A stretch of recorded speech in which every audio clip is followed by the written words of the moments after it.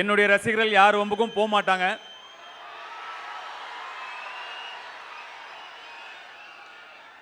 அதில் எனக்கு பெரிய கர்வமும் பெரிய சந்தோஷமும் இருக்கு.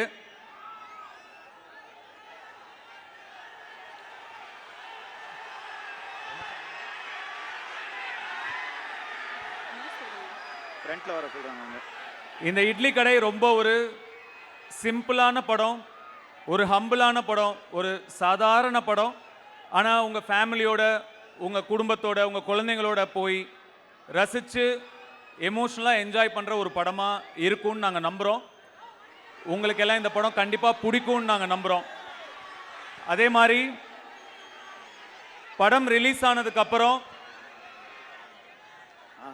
9 மணிக்கு படம்னா 8 மணிக்கே ஒரு சில ரிவ்யூலாம் வரும். அதெல்லாம் நம்பாதீங்க. 9 மணிக்கு படம் ரிலீஸ் ஆனால் 12:30 மணிக்கு தான் படம் எப்படி இருக்குன்னே தெரியும். அதுக்கு முன்னாடியே நிறையா விமர்சனங்கள் வரும்.